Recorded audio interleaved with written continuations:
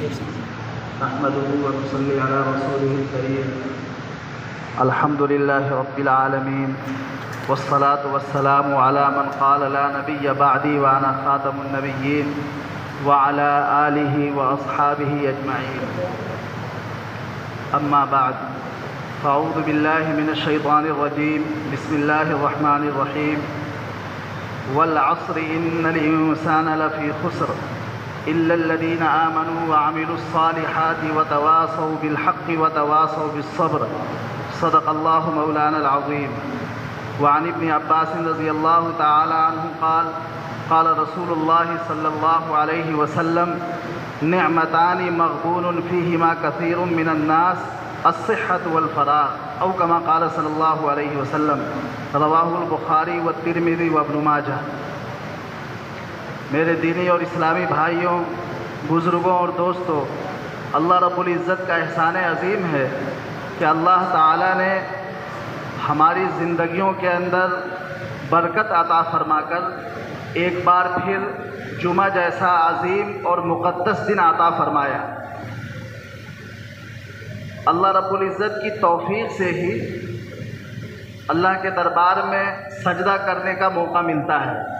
ہمارے بہت سارے ساتھی ایسے ہوں گے جو صبح سے لے کر کے اب تک ہمارے ساتھ تھے، لیکن اللہ کے دربار میں جب سجدہ کرنے کا وقت آیا اور جمعہ کی نماز ادا کرنے کا وقت آیا تو وہ کہیں اور چلے گئے، اور اللہ تعالیٰ نے ہمیں مسجد کے اندر لا کر کے اپنے دربار میں سجدہ کرنے کا موقع عطا فرمایا. یہ اللہ رب العزت کی توفیق سے ہے.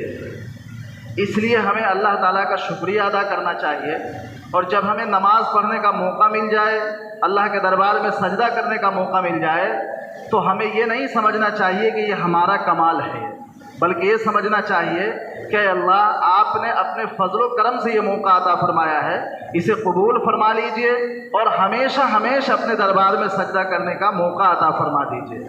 شکریہ ادا کرنے سے نعمت بڑھتی ہے. قرآن کریم نے فرمایا: لئن شکرتم لازیدنکم. اگر تم اللہ کی نعمتوں کا شکریہ ادا کرو گے تو ضرور بے ضرور اللہ تعالیٰ تمہاری نعمتوں کو بڑھا دیں گے. تو شکریہ ادا کرنے سے نعمت بڑھتی ہے، اس لیے ہمیں اللہ کا خوب شکریہ ادا کرنا چاہیے. پچھلے کئی جمعہ سے قرآن کریم کی تفسیر کا سلسلہ چل رہا ہے، اور آج سورۃ العصر کی تفسیر کا دن ہے. آج سورۃ العصر میں نے شروع میں تلاوت کی ہے. قرآن کریم کی ایک بہت ہی چھوٹی سورت ہے، لیکن چھوٹی سورت ہونے کے ساتھ ساتھ معنی کے اعتبار سے سمجھیے کہ بہت ہی اہم سورت ہے. حضرت امام شافعی رحمۃ اللہ علیہ فرماتے ہیں، بڑے امام ہیں حضرت امام شافعی رحمۃ اللہ علیہ، 150 ہجری میں ان کی پیدائش ہوئی ہے، بڑے امام ہیں. انہوں نے فرمایا کہ اگر پورے قرآن کریم کو اگر کوئی آدمی پورے قرآن کریم کی صرف ایک سورت والعصر کے اندر اگر کوئی آدمی غور و فکر کر لے اور اس کے اندر جو باتیں کہی گئی ہیں اس کے اوپر عمل کر لے تو یہ انسان کے لیے کافی ہو جائے. یہ اتنی اہم صورت ہے. اس صورت کے اندر اللہ رب العزت نے زمانے کی قسم کھا کر کے ناکام لوگوں کا تذکرہ کیا ہے اور کامیاب لوگوں کا تذکرہ کیا ہے. زمانے کی قسم کھا کر کے اللہ تعالیٰ نے یہ فرمایا کہ کون انسان اللہ کے نزدیک کامیاب ہے اور کون انسان اللہ تعالیٰ کے نزدیک ناکام ہے. دنیا کے اندر تو کامیابی اور ناکامی ہوتی رہتی ہے، لیکن اصل کامیابی اللہ تعالیٰ کے نزدیک کامیابی ہے. دنیا کے اندر کوئی آدمی فٹ پاتھ پر سو کر کے گزار دیا، بالکل غربت کی زندگی گزار دیا، 2 ٹائم کے بجائے 1 ٹائم کھا کر کے گزار دیا، بغیر چائے پان کے گزار دیا، بچا ہوا کھانا کھا کر کے گزار دیا. اگر اللہ رب العزت اس سے راضی ہے تو میرے بھائیوں، بزرگوں اور دوستوں، دنیا کے ان تمام لوگوں سے بہتر ہے وہ کہ جس کو دنیا کی ساری دولتیں اور ساری نعمتیں میسر ہے لیکن اللہ تعالیٰ اس سے ناراض ہے. ان تمام لوگوں سے بہتر ہے. حدیث شریف کے اندر آیا کہ ایک صحابی رسول گزر رہے تھے، آپ صلی اللہ علیہ وسلم کی مجلس لگی ہوئی تھی. آپ نے صحابہ کرام سے پوچھا کہ بتاؤ اس کے بارے میں تمہارا کیا خیال ہے، یہ جو آدمی ابھی یہاں سے گزرا ہے. صحابہ کرام نے عرف کے اعتبار سے اور زمانے کے حالات کے اعتبار سے کہ لوگ کس کو اچھا کہتے ہیں کس کو خراب کہتے ہیں، صحابہ کرام نے جواب دیا کہ اللہ کے رسول، یہ صاحب جو یہاں سے ابھی گزرے ہیں وہ ایسے ہیں کہ اگر اپنی کوئی بات کسی مجلس میں یہ رکھنا چاہیں تو لوگ رکھنے کی بھی اجازت نہ دے، اور کوئی مشورہ دے تو لوگ مشورہ بھی قبول نہیں کریں گے ان کا۔ اگر کہیں نکاح کے لیے یہ پیغام بھیجے تو لوگ اپنی بچی سے اس کا نکاح بھی نہیں کریں گے۔ معاشرے کے اندر یہ ایسے آدمی ہیں۔ آپ صلی اللہ علیہ وسلم نے فرمایا یہ بہت ہی بہتر آدمی ہیں اور یہ بہت بڑے بڑے مالداروں اور بڑے عہدیداروں سے بہتر ہے۔ میں حدیث شریف کا مفہوم بیان کر رہا ہوں۔ کیوں؟ اس لیے کہ اللہ تعالیٰ کے نزدیک اس کا مرتبہ بلند ہے۔ اللہ تعالیٰ نے فرمایا ان اکرمکم عند اللہ اتقاکم، کہ تم میں سے جو سب سے زیادہ متقی اور پرہیزگار ہوگا اللہ تعالیٰ کے نزدیک سب سے معزز وہی ہے۔ چاہے اس کی زندگی زمانے کے اعتبار سے غربت میں گزر رہی ہو اور تنگ دستی میں گزر رہی ہو، پہننے کے لیے اچھے کپڑے نہ ہو، کھانے کے لیے اچھا کھانا نہ ہو، رہنے کے لیے اچھا مکان نہ ہو، لائٹ کی سہولت نہ ہو، پنکھے اور کولر کی سہولت نہ ہو، لیکن اگر اللہ تعالیٰ کے نزدیک وہ پیارا اور پسندیدہ بندہ ہے تو وہی سب سے اچھا ہے، سب سے اچھا وہی ہے۔ قرآن کریم کے اندر سورہ صافات میں ایک آیت کریمہ ہے، جب اس کو ہم پڑھتے ہیں تو دنیا کا منظر نامہ سمجھ میں آتا ہے۔ کل قیامت کے دن کچھ لوگ جو اپنے آپ کو اچھا سمجھ رہے ہوں گے، مغرور اور متکبر ہوں گے اور دوسرے کو گھٹیا سمجھتے ہوں گے، وہ کہیں گے ما لنا لا نرى رجالا كنا نعدهم من الاشرار۔ ارے وہ لوگ کہاں چلے گئے جس کو ہم دنیا کے اندر برا سمجھتے تھے، وہ تو نظر ہی نہیں آ رہے ہیں۔ جہنم کے اندر ہمارے ساتھ تو ہے ہی نہیں، چاروں طرف ہم نے دیکھ لیا، کہیں نظر نہیں آتے ہیں۔ ما لنا، ہمیں کیا ہو گیا؟ کیا ہماری آنکھیں اندھی ہو گئی؟ ہم تو ان لوگوں کو دیکھ ہی نہیں رہے ہیں کہ جن کو ہم دنیا کے اندر برا سمجھتے تھے۔ كنا نعدهم من الاشرار اتخذناهم سخريا ام زاغت عنهم الابصار۔ کیا وہ لوگ ایسا تو نہیں ہے کہ وہ لوگ اچھے تھے اور ہم نے ان کا مذاق اڑایا تھا، اور وہ لوگ اچھے تھے تو وہ جنت میں چلے گئے اور ہم برے تھے تو ہم جہنم میں چلے آئے، اور ہم نے ان کو اچھا ہونے کے باوجود برا کہا؟ کیا ہم نے ان کا مذاق اڑایا تھا؟ یا ایسا تو نہیں ہے کہ وہ جہنم میں ہمارے ساتھ ہیں لیکن ہماری آنکھیں جو ہے کام نہیں کر رہی ہیں، ہم ان کو دیکھ نہیں پا رہے ہیں؟ قرآن کریم کے اندر پورا مضمون بیان کیا گیا ہے۔ مختصر عرض یہ ہے کہ اس دنیا کے اندر کامیاب شخص وہی ہے جو اللہ تعالیٰ کے نزدیک کامیاب ہو، اور ناکام شخص وہ ہے جو اللہ تعالیٰ کے نزدیک ناکام ہو، چاہے دنیا کے سارے عہدے اور سارے مناصب، ساری دولتیں اور سارے عہدے اس کے پاس کیوں نہ موجود ہو، ساری راحتیں کیوں نہ موجود ہو، سارے آرام اور آشائش کیوں نہ موجود ہو، لیکن اللہ تعالیٰ کے نزدیک اگر وہ پسندیدہ نہیں ہے تو وہ ناکام ہے اور بیکار ہے۔ حضرت عمر ابن عبدالعزیز رحمۃ اللہ علیہ کے حالات میں لکھا ہوا ہے 3 بر اعظم کے اوپر ان کی حکومت تھی۔ دنیا کے اندر 7 بر اعظم ہیں، 7 میں سے 3 بر اعظم کے اوپر ان کی حکومت تھی۔ 7ویں بر اعظم کی دریافت بعد میں ہوئی ہے۔ اس وقت اگر 6 بر اعظم کی اگر دریافت ہوگی اس وقت میں تو آدھی دنیا کے اوپر حکومت تھی حضرت عمر ابن عبدالعزیز رحمۃ اللہ علیہ۔ ایک موقع ایسا آیا کہ انہوں نے، ان کی بچیوں نے کہا کہ ابا حضور ہمیں نیا کپڑا چاہیے۔ ابا سے تو نہیں کہا، اپنی امی سے کہا کہ ابا سے کہیے کہ ہمیں نیا کپڑا سلوا دیں، یہ عید کا موقع آ رہا ہے، سارے ملک کے لوگ نیا نیا کپڑے پہنیں گے اور ہم پرانے کپڑے میں ہیں۔ تو ان کی اہلیہ نے حضرت عمر ابن عبدالعزیز رحمۃ اللہ علیہ سے کہا کہ یہ بچیاں کہہ رہی ہیں کہ نئے کپڑے چاہیے۔ قربان جائیے اس عادل بادشاہ کے اوپر کہ جس نے عدل و انصاف کے اندر اپنی مثال پوری دنیا کے اندر قائم کی ہے۔ اگر کسی کو عادل بادشاہ کی مثال دینی ہوتی ہے تو عمر ابن عبدالعزیز کا نام لیا جاتا ہے۔ ان کے انصاف کے واقعات بہت سارے مشہور ہیں۔ حضرت عمر ابن عبدالعزیز رحمۃ اللہ علیہ نے کہا کہ میرے پاس تو پیسے ہیں ہی نہیں، میری تنخواہ کے جو پیسے ہیں، جو بیت المال سے مجھے تنخواہ ملتی ہے، وہ تو کھانے پینے میں ہی پیسے ختم ہو جاتے ہیں، میں کہاں سے لاؤں پیسے؟ ان کی اہلیہ بھی حضرت عمر ابن عبدالعزیز کی اہلیہ تھی، انہوں نے کہا کہ آپ ایسا کریں کہ گھر کا جو کھانا خرچہ آپ کے تنخواہ سے چلتا ہے، اس مہینے میں کوئی مزدوری گھر میں رہ کر کے کر لوں گی اور کھانے خرچے کا انتظام کر لوں گی، آپ ایسا کیجئے کہ 1 مہینے کی تنخواہ ایڈوانس لے لیجئے آپ بیت المال سے، 1 مہینے کی تنخواہ ایڈوانس لے کر کے آپ بچوں کے کپڑے سلوا دیجئے، اور جب اگلا مہینہ آئے گا اور آپ کی تنخواہ نہیں ملے گی تو میں مزدوری کر کے گھر کا خرچہ چلا لوں گی۔ انہوں نے یہ مشورہ دیا۔ حضرت عمر ابن عبدالعزیز رحمۃ اللہ نے فرمایا کہ چلو ایسا کر لیتے ہیں۔ حضرت بیت المال میں گئے اور ایک پرچی پہ درخواست لکھی بیت المال کے ذمہ دار سے کہ مجھے اگلے مہینے کی تنخواہ جو ہے دے دی جائے پہلے ہی، مجھے کوئی ضرورت ہے گھر پہ۔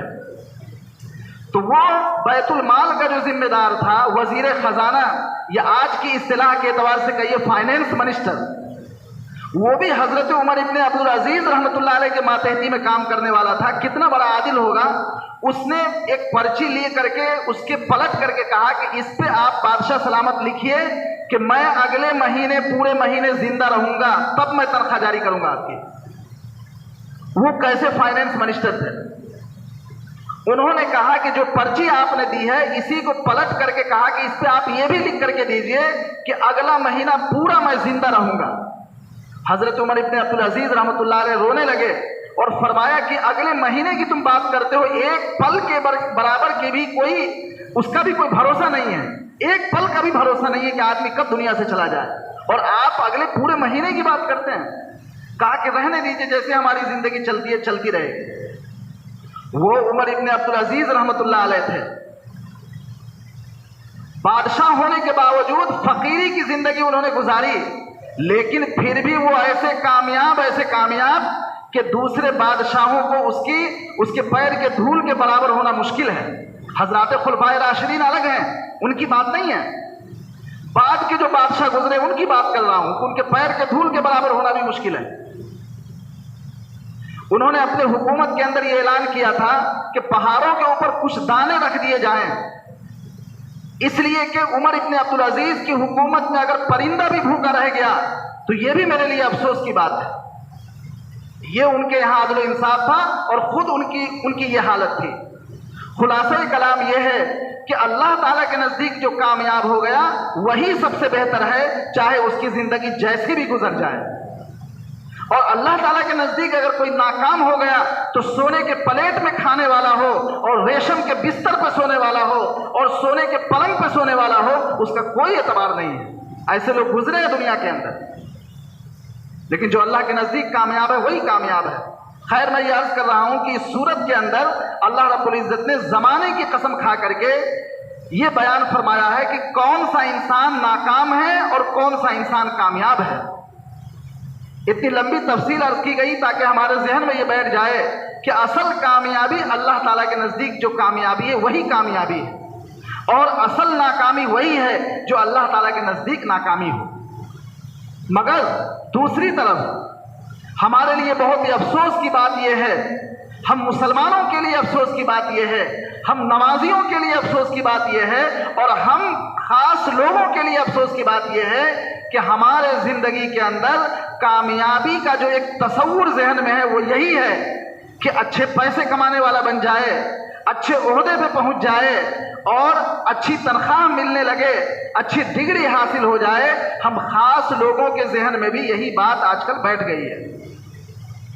ہم کہہ دیتے ہیں کہ فلاں کامیاب ہو گیا اس لیے کہ اسے سرکاری نوکری مل گئی ہے، چاہے وہ 1 ٹائم کی بھی نماز نہ پڑھتا ہو، اپنے آپ کو اسلامی شریعت کا پابند بالکل بھی نہ بناتا ہو، لیکن پھر بھی ہم کہہ دیتے ہیں کہ وہ کامیاب ہو گیا ہے۔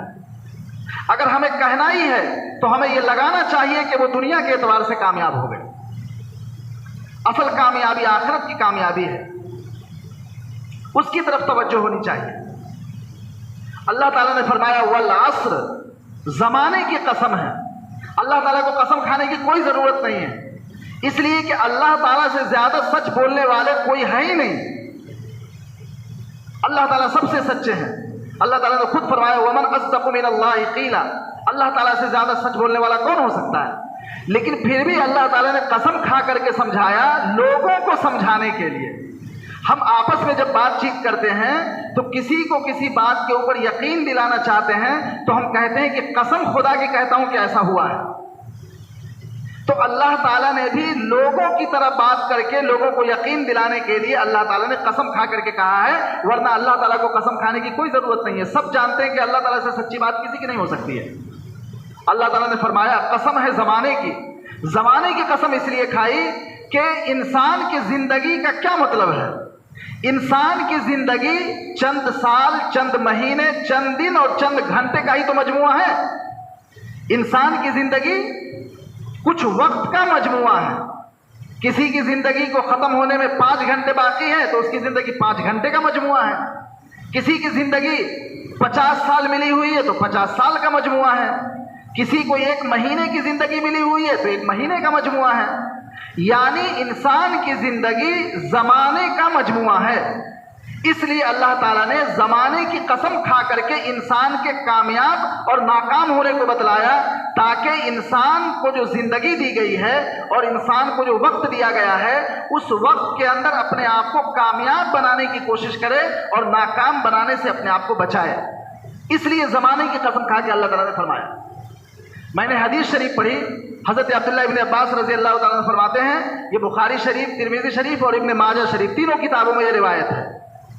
اللہ کے رسول صلی اللہ علیہ وسلم نے فرمایا کہ 2 نعمتیں ایسی ہیں کہ جس کے اندر سارے کے سارے انسان گھاٹے میں ہیں. 2 نعمتیں ایسی ہیں، یعنی اس نعمت سے انسان فائدہ اٹھاتا ہی نہیں ہے، یا اٹھاتا بھی ہے تو بہت کم فائدہ اٹھاتا ہے. جو کم فائدہ اٹھانے والا ہے وہ بھی گھاٹے میں ہے، جو بالکل ہی فائدہ نہیں اٹھاتا وہ بھی گھاٹے میں ہے. وہ 2 نعمتیں کیا ہے؟ الصحت والفراغ، صحت تندرستی کا بہتر ہونا، جسم کے اندر طاقت و قوت کا ہونا، بیماری سے انسان کا بچا ہوا ہونا.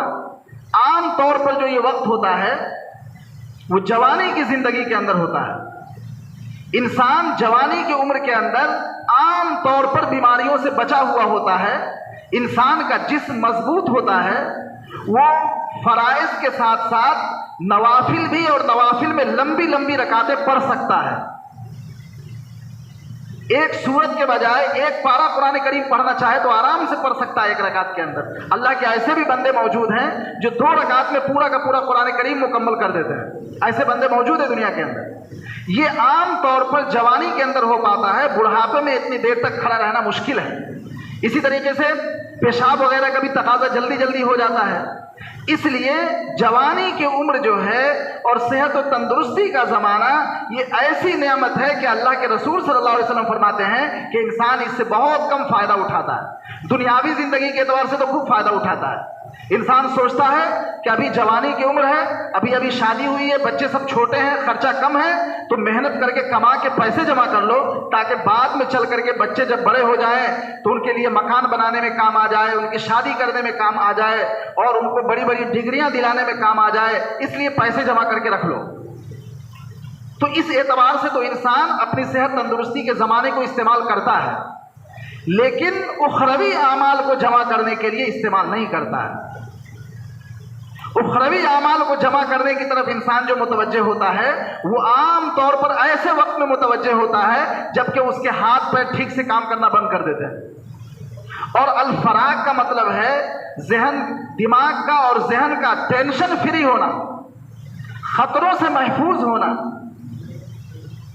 ذہن کے اوپر بوجھ کا نہ ہونا، یہ سب اس کے اندر شامل ہے. محدثین نے اس کی وضاحت کی ہے، خطرات سے محفوظ ہونا یہ الفراغ ہے، جس کو اردو زبان کے اندر فالغ البالی بھی کہتے ہیں، کہ ذہن کے اندر کوئی ٹینشن وغیرہ نہیں ہے، دنیاوی سارا نظام سیٹ ہے اور انسان بالکل فری ہے. روزی کمانے کی حد تک محنت کرتا ہے اور باقی انسان بالکل فری رہتا ہے، کوئی پریشانی اسے نہیں ہے. ایسے موقع پر بھی انسان کو چاہیے کہ فرائض کے ساتھ ساتھ نوافل کے اوپر پابندی ہو جائے، قرآن کریم کی تلاوت زیادہ سے زیادہ ہو جائے، تاکہ بڑھاپے کے زمانے میں، بیماری کے زمانے میں یا کوئی مصیبت سر کے اوپر آ جائے تو اس وقت اگر عبادتیں کم بھی ہوں، نوافل کم بھی پڑھ سکے آدمی، قرآن کریم کی تلاوت کم بھی کرے، تو صحت تندرستی کے زمانے میں خوب انسان نے کر رکھا ہے تو اللہ تعالیٰ اس کے ذریعے سے جو اس کو میک اپ کر دیں گے، برابر کر دیں گے۔ تو یہ حدیث شریف کے اندر کہا گیا۔ تو زمانے کی قسم کھا کر کے اللہ تعالیٰ نے فرمایا زمانہ بہت اہم چیز ہے۔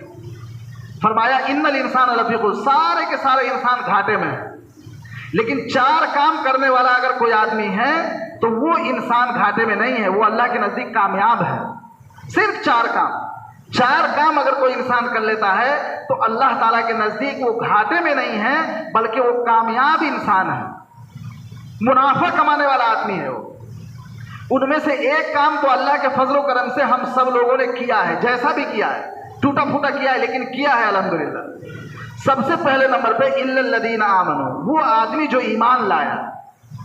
ایمان بہت قیمتی چیز ہے، اس سے بڑی قیمتی چیز کوئی نہیں ہے۔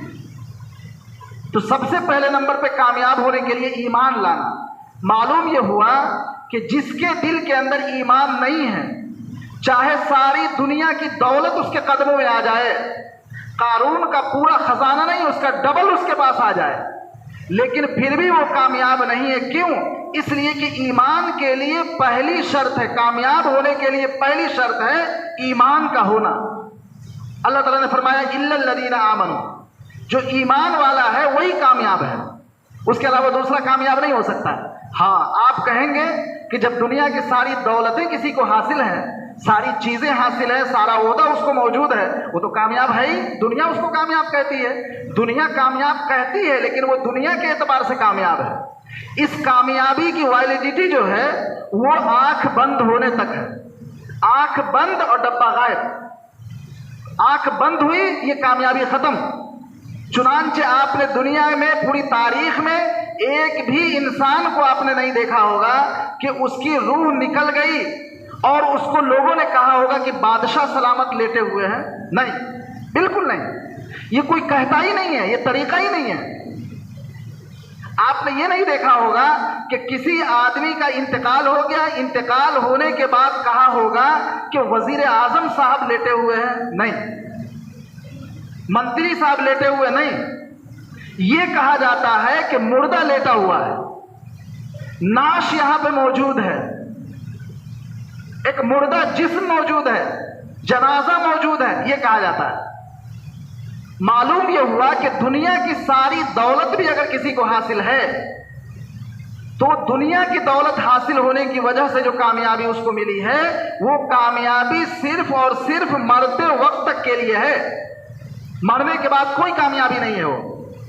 اگر اس کے ساتھ ساتھ ایمان موجود ہے تو یہ کامیابی دنیا کے اعتبار سے بھی ہے اور آخرت کے اعتبار سے بھی ہے، اور یہ ایسی کامیابی ہے جس کی ویلیڈیٹی کی کوئی انتہا نہیں ہے اور جس کی مدت اور جس کے زمانے کی کوئی انتہا نہیں ہے، ہمیشہ ہمیشہ کے لیے کامیابی ہے۔ اس لیے حقیقی کامیابی جو ہے وہ یہی ہے جو اس سورت کے اندر بیان کی گئی ہے۔ اس کے لیے سب سے پہلا کام ہے ایمان لانا، اور دوسرا کام ہے اعمال صالحہ کرنا، نیک اعمال کرنا۔ نیک اعمال کسے کہتے ہیں؟ اللہ اور اس کے رسول نے زندگی گزارنے کا جو طریقہ ہمیں سکھایا ہے اس کے مطابق زندگی گزارنا، یہی اعمال صالحہ ہے۔ اللہ اور اس کے رسول نے ہمیں نماز پڑھنے کی ہدایت دی ہے، نماز پڑھنا اعمال صالحہ ہے اور نماز نہ پڑھنا برائی ہے۔ اللہ اور اس کے رسول نے پڑوسیوں کا حق ادا کرنے کے لیے کہا ہے، اپنی جان سے کسی کو دوسرے کو تکلیف نہ پہنچے، یہ اللہ اور اس کے رسول نے بیان کیا ہے۔ اگر کوئی بندہ اپنی ذات سے کسی کو تکلیف نہیں پہنچاتا ہے تو یہ نیک کام کرنے والا ہے، اور اپنی ذات سے کسی کو تکلیف پہنچا دیتا ہے تو یہ برا کام کرنے والا ہے۔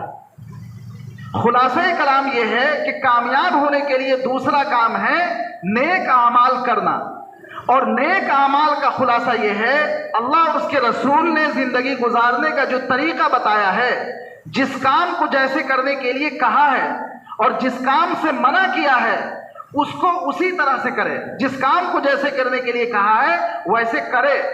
جس کام سے بچنے کے لیے کہا ہے اس سے بچ جائے، یہ نیک اعمال ہے، یہی اعمال صالحہ ہے اور یہ آسان کام ہے۔ اگر ہم اس طرح سے نہیں کرتے ہیں، اس کے دوسری طرف جاتے ہیں، تو طرح طرح کی مصیبتیں اور پریشانیاں ہمارے اوپر آتی ہیں۔ اس کی سب سے اہم مثال جو اس وقت میرے ذہن میں آ رہی ہے وہ ہے بیاہ شادی۔ بیاہ شادی کے اندر اسلام نے آسان سے آسان طریقہ بتایا ہے، اس طریقے کو فالو ہم نہیں کرتے ہیں، اپنی طرف سے ملا جلا کر کے دنیا بھر کی رسموں کو انجام دیتے ہیں، تو ہمارے پیسے بھی خرچ ہوتے ہیں، وقت بھی ہمارا لگتا ہے، محنت بھی لگتی ہے، سب کچھ بھی ہوتا ہے۔